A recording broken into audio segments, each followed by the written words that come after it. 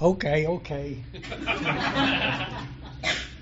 He caught me off guard because I thought he was going to talk for a while. Yeah, I was picking my... Never mind. My name is Chris Raymer. I'm very grateful, recovered alcoholic. And thank y'all for it. When we were setting these chairs up, 11:30, 12, we were setting chairs up, and like I said, y'all are just ridiculous. This is Saturday afternoon. Nobody's going to... I mean, come on. We don't need that many chairs. Yeah.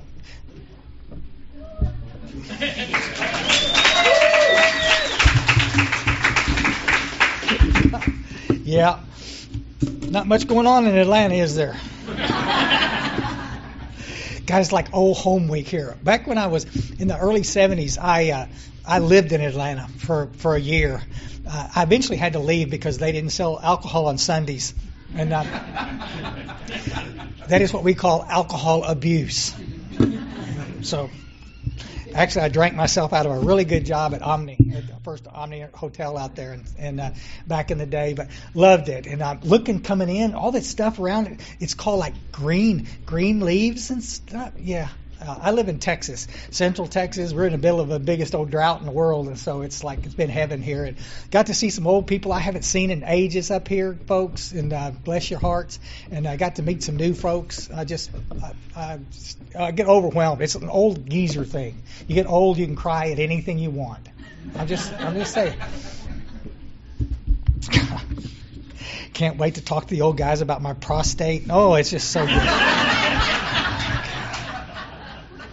I just like, what the heck, I got to mention real quick, too, because we're running at 4 o'clock, come hell or high water, we're running because I got to catch a plane. And so we're going to be out of here. But during the breaks and stuff, I stuck this little piece of paper over here. It's got my email address on there. It's also got my phone number on there. And if you can email me, because a lot of the stuff I'm going to talk about, I can send you some stuff, via email. And I've got a lot of archival stuff, history stuff, a lot of stuff. I'd love to God, I've got so much stuff. I need to give it away, and that's one great way to do it. And so y'all are welcome to email me. If you call me after 9 o'clock Central Daylight Times, you better be bleeding out of both ends.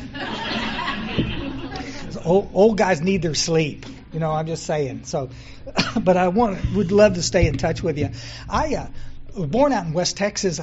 Some of y'all know Myers Raymer, my twin brother, and I, and we Pop's drug us to the hill country because he liked water, and we grew up right there on the Guadalupe River in Kerrville, Texas, and it was just idyllic home. You listen to some of these speakers, guys, and I'm not one of those. I'm not making light of anybody, but you listen to some of these speakers, especially the California speakers.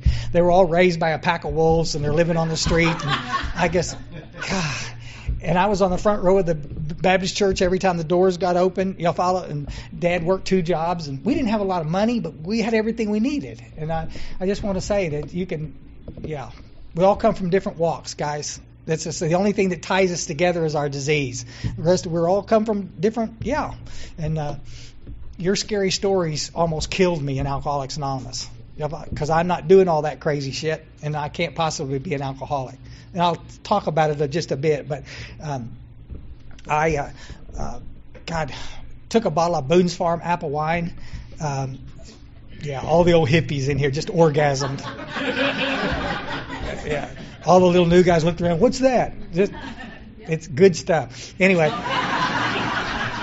actually, it's not. It's like drinking hummingbird juice. I don't remember. It was terrible. But we leaned up against one of them big old 700-year-old cypress trees down there on the river and killed a little bottle. That just like a regular water bottle full. Y'all follow? It was a small amount of alcohol. But the kid I was with didn't want it, and so I said, I'm going to finish this. You okay? And he said, yeah, and I drank it. It's the first time I had any real alcohol in my system. Dad had given me sips of his beers and stuff before, but I never had enough to do anything. And I got to tell you, this thing were good. When alcohol worked, guys... Your families will never understand that. Y'all follow? Alcohol is not the problem. Alcoholism's the problem. That stuff saved my life. Okay? I was the most uncomfortable little cuss you'd ever come across until I drank that bottle. And then I'm okay. I'm going to be all right. This is good. And I'm convinced that if I hadn't had alcohol, I'd still be a virgin. Anyway. But yeah, who knows? I was in the food business for years, bounced around a whole bunch of places, ended up Houston. That's when my deal ended up in Atlanta, Georgia, and back. And just I quit a million jobs. I never got fired from a job ever, guys. I quit a whole bunch of jobs. Just, because I get so uncomfortable inside, I got to blame something. It's either the girl or the job, one of the deal. And oh my gosh, I got to tell you, my twin brother is the alcoholic with me, and I got two sisters that didn't become alcoholics, guys. There's alcoholism and drug addiction is not causal. And y'all can fight about it all you want. I need to say this now before I get going, guys. I'm going to share my experience from my perspective. Okay, my experience may be completely different than your experience. If you're sitting in here with your sponsor and I say something that contradicts what he's teaching you, he's right and I'm wrong. I can hardly say that without throwing up in my mouth. I don't know. But I did pretty good. But it was, yeah. I'm making all the geographic cures because I'm thinking that's going to fix the problem. I ended up back in Houston, had a little barbecue restaurant there, and met this little girl, and we got married. And I went back up to North Texas to be closer to my brother. My brother had moved up to help my father in a book bindery, and went up there to help him. And I went back up there. I got a job at the country club there in North Texas, and guys, in Texas, that's what it was, the Holy Trinity: job, girl, pickup truck. I had it all. Everything should be okay. And she'd walk out on the front porch. She says, "What is wrong with you?" And I'm just miserable. Y'all follow? The depression's kicking my ass. The anxiety's got me just wound up tighter. Fear is running my life. We know those today, guys, on page 52. They're called the bedevilments. It's called untreated alcoholism. So many people don't understand that, guys. In Alcoholics Anonymous, there's so many people in AA that don't understand that. Well, alcohol's the problem. It's not. It's the solution. You take the alcohol away from me, I don't get better. I get worse. A lot of nodding heads in this room. Y'all know exactly what I'm talking about. I mention it too. I do clerical work for a treatment center and have for about 32 years. And, I get to see it a lot. People have the same experience I have. Just around AA forever, not staying sober. And then they finally actually do this work, and it's like, holy shit, what happened? I'm doing good. Yeah. That girl up in North Texas, I came home one night, we had a pushing match. I'll go real quick with this, folks, but she asked me to leave, and I did. I come from a family, we don't do pushing matches. And she let me back in a few hours later. I'd sobered up a little bit. I'd been out with the chef, and we'd done a little... what's that stuff? That little white stuff that you shove up your nose? What? Yeah. And we'd done a little bumpy poo or two, and I'd been drinking, and yeah. And we had the talk, and she said, "Listen, if you want to stay married to me," she didn't know. She knew I drank. She didn't know how much. She had no idea about the other stuff, and we called it our alcohol enhancers, And it was we did, yeah. And she asked me to stop, and I got to tell you, folks. I get so, when I looked her in the face with tears in my eyes and I promised her that I would never touch a drop, I meant it with every fiber in my body.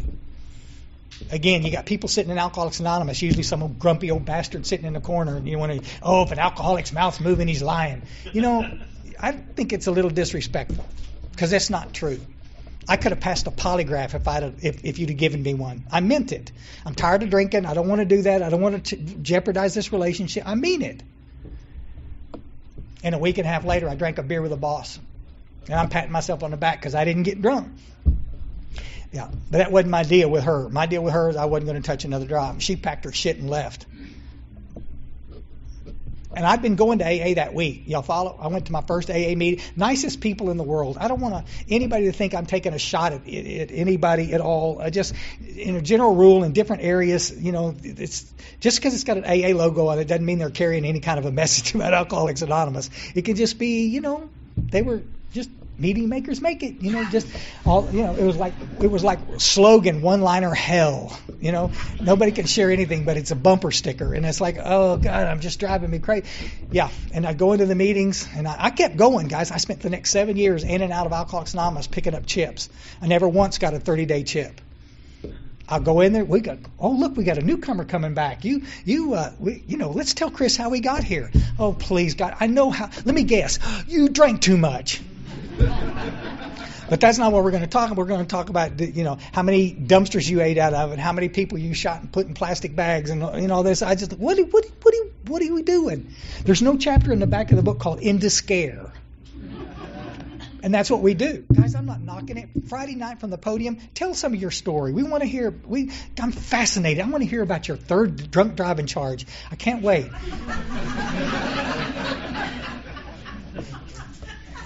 Guys, we chase a lot of people out of our rooms by doing that. Y'all follow? I mean, guys, how many millionaires have I been associated with that have come to Alcoholics Anonymous? Movie stars, actors, Fortune 500 presidents. We seem to want to paint a picture that we all need to be living on the street to qualify to be alcoholics or drug addict. That's not the case. I didn't know that. Listen to the story and you'll find something you can identify with. I can't. I tell you what I can identify with. I wasn't going to hear it for 7 years. Groups I'm going to, there was nobody carrying big books. The closest we get to the steps or the step on the wall. I'm just saying, the nicest, sweetest people in the world. I got to say real quick, I'll remember one night in a meeting, and I was so desperate to stay sober, and I'm sitting out in the front, and everybody's talking about where they're going to lunch. Dinner that night, and everybody's getting in the car. We'll meet you over there. Nobody's talking to me. I'm just sitting there. I walk over, kind of lean on the front of my truck, and I hear the guy come out, and he shuts the big floodlights out in the big old parking lot out there, and it's just me standing in a parking lot again. And I got in my car and drove over to the little liquor store, little 7-Eleven thingy, and got me a 6-pack and went home.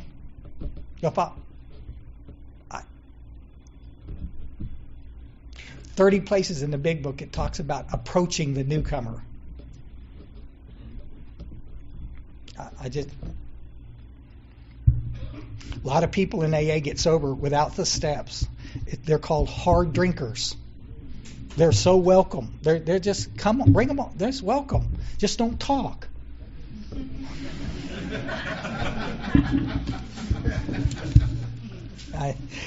Don't you know? I think 87, I tried to commit suicide and ended up back in the rooms of AA. I'd just been to a meeting I'd never been to before. I was going to go to my home group, and I had to run late at work. I couldn't get to it. And I went to this other group, and I parked in the back so nobody would see me come in. Like all you had to do is look at my pickup truck and know that I was an alcoholic. Just big old whiskey dent with a license plate wired to the back. But I went into this room, and y'all heard me someone speak, and I got real self-conscious, started back out, and this little girl stopped and got me by the belt loop. She said, "Sit down, cowboy, you're not going anywhere." Her sponsor was sitting across the room and couldn't get to me. And she said, "Get him." Yeah, and she did. Y'all follow? Yeah, I had people come up after I tell that story all the time. Well, we would rather people with long-term sobriety do that than, bite me. If any of y'all in here think that you have any idea who's going to help you, who God's going to send to help you, you are probably mistaken. It comes out of the clear blue sky. It's like, what the? He's not the person you think is going to carry the message. This little girl did exactly what she was supposed to do. She got me a cup of coffee and a roll of paper towels to clean it up. I'm detoxing in her meeting. And she just was as kind as could be. No, she didn't sponsor me. I asked her, she said no. But anyways, we at the end of the meeting, they went around the room. I got to tell you, they went around the room and shared some hope with me. I knew what they were going to do. Let's tell Chris how we got here. It's the same old every time. They didn't. They said, let's tell Chris how our lives have changed as a result of working the steps. they talked about getting a new car, and guy next to her had started a little business, and he's, was just all excited about making a little money and paying his stuff off. And, lady at the end of the table had gone back to art school and got her degree, and she was old. I was 35. She must have been in her 40s, just all excited about going back to school. Kid next to me that met a little AA girl on AA campus. They made some little AA babies, and and he's sitting there, just excited as heck about his life and how cool it was. Yeah. They asked me if I wanted a new desired chip, and I said, absolutely. Why? Who wouldn't want one after that meeting?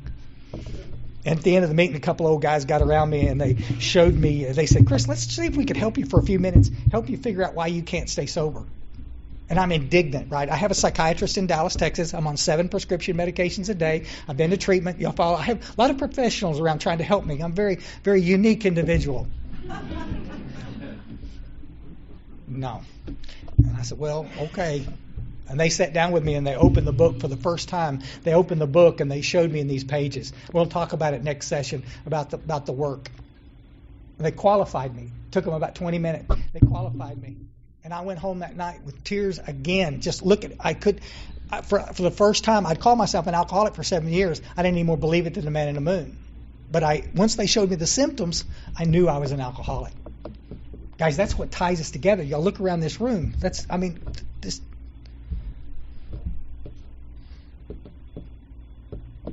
a disease, folks. Genetically predisposed. I put this little issue man up here. Did y'all see him? You can tell that I come from a family of world famous artists. No, I'm gonna Look at Lisa Raymer on Instagram. Yeah, and that's my little sister. I got no talent whatsoever. Obviously, this is I drew him up here forever. Using him since the early 90s. Issue man, guys, and there's an issue woman too. She's smoking hot. I'll put her up there later. But see the little X's on the outside? That's what everybody wants to talk about nonstop. If I say anything that'll make you sweaty, that's just what it. Guys, alcoholism is not caused. Y'all follow that external stuff? I know some of y'all in here that have been so horribly traumatized. Got so much stuff on your plate. I'm not just going to stand up here and make light of that. I'm saying if all you do is deal with that, you're not going to stay sober. You got to deal with that. But so many people come to treatment. I'm an alcoholic because of this. You're an alcoholic because of.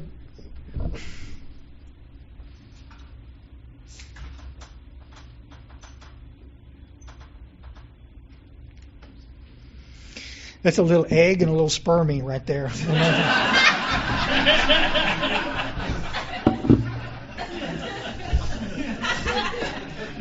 Most of us can look up our family tree and give it a good kick, and the little alcoholics drop out like nuts on a windy day. They're everywhere. I'm not saying it doesn't. If I have a flat tire in the rain, the rain's going to complicate the bejesus out of this. Y'all understand? It's going to make it. It didn't cause the flat. Can y'all see? I gotta get all the way in. In '87, those guys said, Chris, if you'll work the steps quick with us, I guarantee you that obsession will go away. And I want to argue with them the whole time. You can recover. You'll always be recover. I've got just enough information to be dangerous. They say, Chris, just shut up. Just do it. Come on. Let us help you out here. And they did, guys, really quick. The next morning, we did a 3rd step prayer. And at that afternoon, we went to lunch. They bought me a big old plate of Mexican food. We went and got some. They came back and gave me a notebook and said, let's start working on your 4th step. 2 weeks in, I've got a completed 4-step. Had it. I've been waiting for my sponsor to get back so I can dump it. And it dawns on me that the obsession to use is left. I get people all over the world email me. You can't have a spiritual experience that quick. Bill Wilson's in detox on his 9th day when he has his barn burning spiritual experience. How do you? Just because it took you longer, because you spent a whole bunch of time sitting on your butt not doing anything. This is causal, folks. You do this, this happens. You don't do this, this doesn't happen. How many people do I get to talk to? Those steps don't work. Did you work the steps? No. Shut up. Don't you hate it? Somebody wants to talk about something, they have no idea what they're talking about. It worked for me. They got me on the cleanup committee, and oh my God, everybody was trying to help, but one of the things they showed me was this. Again, sorry for my artwork. That's the circle triangle. And Bill Wilson brought it to us. He saw it in 1950, that circle triangle. And he brought it back. It was in Norway. And they saw it. It's a spiritual symbol. They've used it forever. Different, everybody from the good people to the bad people used it as a symbol of unity and protection against evil. And it's been going on forever. And there's a lot of other people out there that use this circle triangle. But in 1950, when Bill saw it, he brought it back and thought it would be a great idea to use as a symbol for Alcoholics Anonymous. Y'all got, yeah. And he did. In 1955, at our first international there, he presented it in St. Louis. There's great pictures in the archives out there. I'm sure some of y'all have seen them. The pictures of somebody presenting it. There's a screen like behind me on the deal, and they got an opaque projector. Y'all remember that? Some of you little new. Do you remember opaque projector? Can you see? Okay. No, how often do we get a chance to get back at these kids that know way more than we know? I'm going to tell you, if it wasn't for these young ones, guys, when COVID hit and we all had to go to Zooms, we'd have all died. They're the only ones that could figure this shit out, God bless them. I don't know. But there's a picture of that on that big thing, and he had the circle triangle, and he's up there explaining it as he approached what we were doing with it. And 1956, the year after it was approved, and it ended up going in all of the conference-approved literature, which was pretty special. Anything that had from AA had that little circle triangle logo on there. They talked about a 3-part illness: the physical craving. Y'all know the physical craving, right? Mental obsession. From the doctor's opinion up to page 23, it talks about the physical craving. And 23 to 43, Bill Wilson does a masterful job explaining this mental obsession. And the spiritual malady, dozens of pages in the book, it talks specifically about the spiritual illness. A lot of people won't talk about it. It's a 2-part illness. I know it says that in the front, but he says it on page 64. We're suffering from a spiritual disease. This has got nothing to do with church, guys. This is this is the stuff that's going on in here. My spirit is smashed. I'm in trouble, and until that's straightened out, I'm not going to get well. There's so many people out there. I would love to talk to the patients here sometime. There's so many people out here that believe what we're going to do is we're going to give you a solution. You're going to be miserable the rest of your life, but you're not going to drink one day at a time. I'm sorry, that's not that was my experience for 7 years. Yeah, the pain of not drinking one day at a time will gradually outweigh the benefits, and my head will say, you know what, to heck with it, and I'll go get. Yeah, it's the solution for me. I'm going to tell you, he did it like that, and he divided it up. The mental piece, we take the steps with that, unity, our fellowship, and then the concepts and the service. The third legacy. We're going to talk about a bunch of that today. The service piece is just so, yeah. Unity is just so. Somebody gave me a quote the other day I thought was pretty good. Ted Klontz. This is not an AA. After safety and security, 2 of the biggest needs in times like these are belonging and connection. Y'all follow? Yeah. Guys, there's something about it. I sat in AA for 7 years and never met anybody. Y'all follow? Didn't know anybody to speak of, just sitting in a room with a bunch of people, completely alone. Somebody asked me the other day, they've been asked 1,000 times, what's the hardest thing for you to do when you got sober? Letting people in. I can bend over backwards and help you. You in trouble? I'll help you. You follow? But I'm going to die before I'm going to ask for help. You're going to die. Because we all got to lean on each other. Thank God for the just spectacular fellowship that we have. I could talk for 2 days about it. I'm not gonna. One of the things that happened in I guess this is the late 80s, early 90s, GSO started complaining about all the people that were using the circle triangle, and people were making jewelry, AA jewelry, and making AA T-shirts, little circle triangle. Yeah, and they started grinding their teeth about that because this is our symbol, and you're not supposed to. We're doing it for. Anyway, hundreds of thousands of dollars of our money that we donated to them went to legal costs to try to protect that circle triangle. Okay. And finally, somebody in their wisdom in 1993 said, we can't protect this. This has been around. It's like the yin and yang symbol. Try to copyright that. Idiot. It's been around. No, it's been around forever. You can't copyright something that's been around. It was public domain, and so they just said, okay, well we can't protect it that way. It's not ours, and we'll stop using it. There was no vote. There's another one of those situations where we didn't have a say in the deal. They just decided to do it. I'm not taking a shot. I wasn't there. I don't know. They said you can still use it if you want to. You can use it whatever. Yeah, and we do. But we're going to take it out of our books. The problem is, when they did that, folks, there was a whole bunch of people that ended up getting in trouble around that. I mean, that's what we were using to stay in all three parts. Can y'all see it? If you're an alcoholic, Jerry and I were talking earlier about it, the people that we'd known that just struggled and had problems, that have been around sober long times. And some of y'all are free to disagree with this. I guess, you don't understand. My case is different. It's rampant everywhere. But I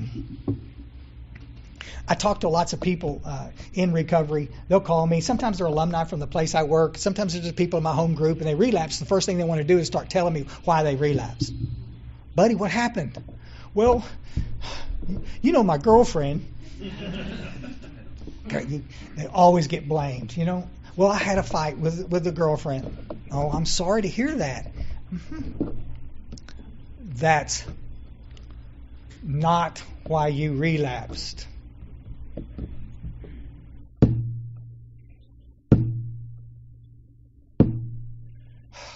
Have I got everybody's attention? God, I gotta tell you, guys, if you're in all three parts, you're not going to relapse. I don't care what happens. You really got to get your mind around it and see it, because I know everybody wants to go to that to justify why they relapsed. Well, if I hadn't gotten fired, I wouldn't have relapsed. That's not why you relapsed. You relapsed because there was an area here that you weren't being honest about. Have you worked all 12 steps? Well, I'm working the steps to the best of my ability. You be quiet. I ask you a very simple question, and I need you to answer me. Have you worked all 12 steps? That means made all your amends. You're doing prayer and meditation, blah, blah. Y'all follow? You out there? Well, no. Okay. What about home group? You got a home group? Well, I go to lots of different groups. Okay. You need a home group. I don't watch it. We watch it on Zoom a lot of times. People just, but they won't ever let anybody in. I need people in here that will hold me accountable. There's a bunch of y'all in here that I have known for years, guys, and I got to tell you, in any circumstances, if I start showing my butt, I've given you spiritual, absolute permission to hold me accountable. Because alone in my own head, how many circuit speakers do you think I've come across in the last 37 years who have relapsed? All for the same reason. They didn't stay in all three parts. Work those stupid steps. We're going to talk about it next session. Get you a home group. Get you some people. And I'm not knocking going to a bunch of meetings. I still get on a bunch of Zooms. I love those meetings. It's so fun to get to see some folks I ain't seen in a million years and get on there. And then you service. Lots of service can be a lot of things other than sponsorship. I'm a big one, and we're going to talk about it the last session. We're going to talk about sponsorship, but it can be so much of that. Watching it was so funny watching these folks set up, and I'm a bit of a nerd around it. I've set up for lots of functions, and I'm watching. And a couple of ladies came in and took charge. Thank God. No, we're going to do it this way. Oh, okay. And all of a sudden, here we got it. But everybody brings to the table something different. I may say it a dozen times today. That's that little voice in your head. I can't help anybody. How can I help myself even? And it's like, this ridiculous. Come on, stop. That's the spiritual warfare that we talk about non-stop out here. That's the stuff that kills us. I sat in AA all these years listening to people tell me I can't help anybody. Y'all follow? I'm not sober long enough. And I listen, oh, thank you for sharing that. You're right, I'm not. They almost killed me.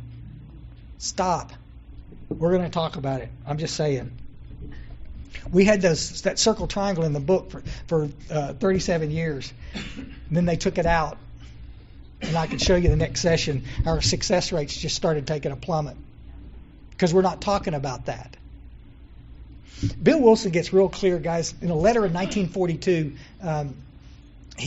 I'll send you a little sticker if you want it. In 1942, you can see it, and Asbill sees it. I don't know what page it's on, but he said, our chief responsibility to the newcomer is an adequate presentation of the program. You got it? Today in Alcoholics Anonymous, we've gotten to a place where we don't. Our main focus is to make sure that you get to meetings. Meeting makers make it. I'm sorry. No, they don't always make it. If it's all you're doing, it's like a three-legged stool. Can you get the visual three-legged stool? Cut one of those legs off. You better be able to balance pretty well. Cut two of those legs off, you're going to fall on your butt. If you're standing on that stool, that's exactly what's going to happen. We need all three parts. Equilateral triangle, you can't tell by my art, all the same. One is not more important than the other. I know people that can quote the steps. Y'all understand? They can be up one side and down the other, but they don't. Yeah, y'all follow? Maybe they're not a home group member. They're not active in their home group. Or maybe they're not doing service work. Bill Wilson gets so crystal clear up in page 14 and 15 in the big book. I think it's 13 and 14. I forget. Why don't you look it up, stupid? Bottom of page 14. My friend had emphasized the absolute necessity of demonstrating these principles in all my affairs. Particularly was it imperative to work with others as he had worked with me. Faith without work was dead, he said, and how appallingly true for the alcoholic. For if the alcoholic fails to perfect and enlarge his spiritual life through work and self-sacrifice for others, he could not survive the certain trials and low spots ahead. Ouch. Y'all follow? It's about service, folks. We'll talk about it later in the day. We're going to hit it a little harder. But y'all understand what the book is trying to tell us. I'm 7 years sitting in Alcoholics Anonymous listening to people tell me I'm not sober long enough to help anybody. Okay, but unless I find a job, I'm up here in my head. Thousands of examples. I mean, I'm sure every one of y'all can tell the same stuff. You find something in there that you can help give back to the fellowship. We got some service junkies in here. Oh my God, little, GSOs, area and district, and come on, guys. I couldn't do that if you paid me. Couldn't. I just couldn't. My wife, she's in the program too. It's funny, we sit together and we'll sit in that meeting and I'm watching my guys and she's watching my guys watch her girls. Oh, it's just it's good. She's a treasurer there. She'll stay up half the night looking for a nickel. I could care less. Here, I'll put it in. Don't worry about it. We'll go to no. Everybody gets to draw into some little area to do it. The coffee makers, the this, that, and the cleanup guys. There'll be some of you that'll volunteer when we're running like gangbusters to get to the airport at 4:00. A bunch of y'all in here stay after and help stack chairs. Yeah. What difference does that make? It makes all the difference in the world. That's how we stay sober, folks. When you stay in all three parts of this stuff, you can't relapse. I've seen it a million times. I'll say this real quick. You got this guy over here, and everything's going great in his life, and he's not doing this A&A stuff. He's not taking them classes no more. I hear it all the time. Yep. Everything's going great in his life, though. Just won the lottery. Pamela Anderson tried to get hold of him, and they're dating now. You know who Pamela Anderson is?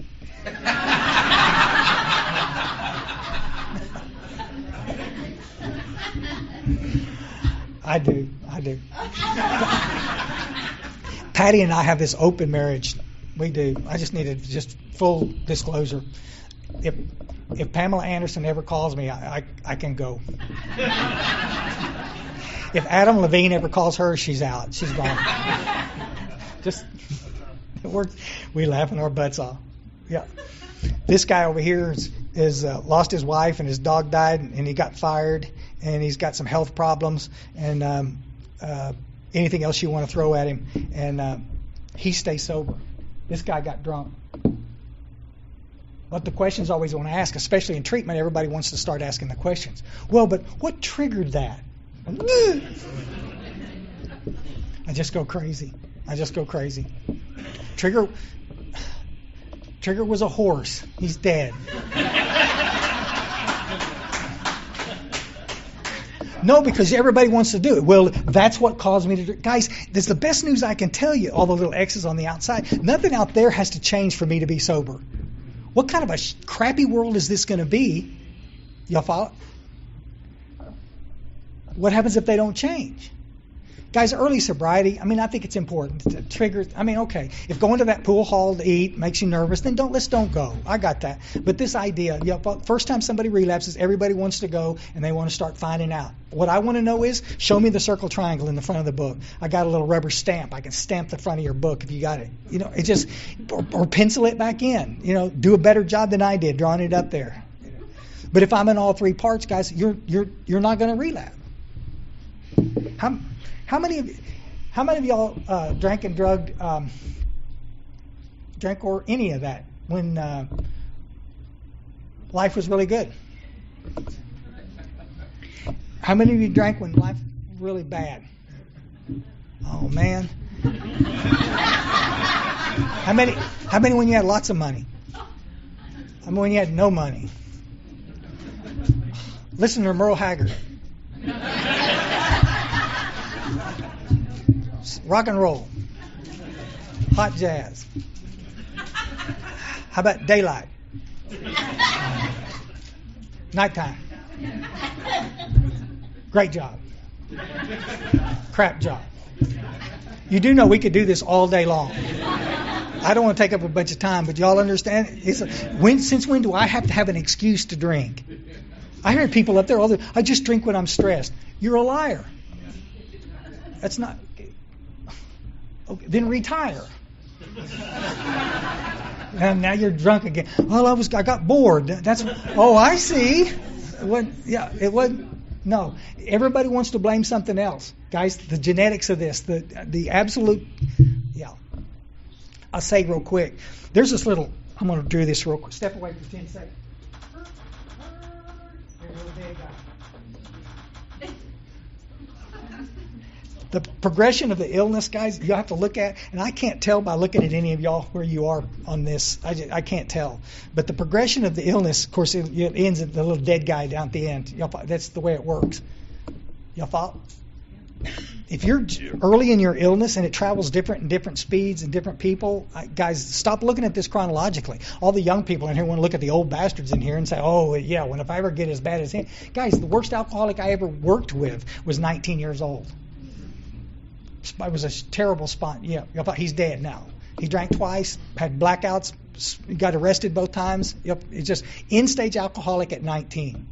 I've sponsored a sea of guys who had older guys who drank successfully for 30 or 40 years, and then towards the end of their lives, the wheels started coming off, and it turned into a shitstorm. Everybody wants to blame, well, it's because you were old. It's because of it. It's not. It's the progression of the illness.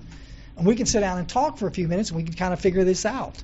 About how far, but your tolerance levels, as this illness progresses, guys, it'll be less and less likely that you can pull up. There'll come a point you can't get sober if your body's just too far damaged. So if you've got an opportunity to get sober, some of you guys that are brand new in here, stay.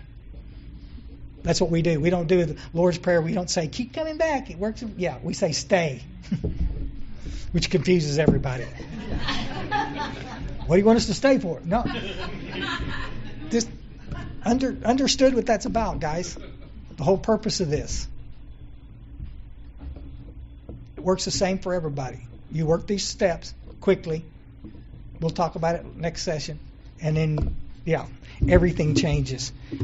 In the bottom line of this, folks, one of the things that we have to look at. I don't know why we want to be so unique. You know, my case is different. It's not. Your story's different. Y'all follow, but it's the same. You got to do the same thing. Early guys in Alcoholics Anonymous, guys, they all work the steps quicker than what we're doing now. And it's that. But anyway, I got that little stamp. I'd be more than glad to stamp your little books for you. And if y'all don't forget, guys, if y'all want to visit after the meetings in between, y'all can come find us, and so we can talk. Because like I said, Jerry and I are going to run like scalded little rabbits out of here to try to get. He drives great. Y'all, any of y'all ever ride with Jerry? Yes. Holy shit. Not anymore. I was worried he was going to be like an old curmudgeon. Hell no, boy. He drives like my wife. Okay. Anyway, but y'all make sure that y'all take a picture of that little deal so y'all can stay in touch with me, okay? Let's go smoke.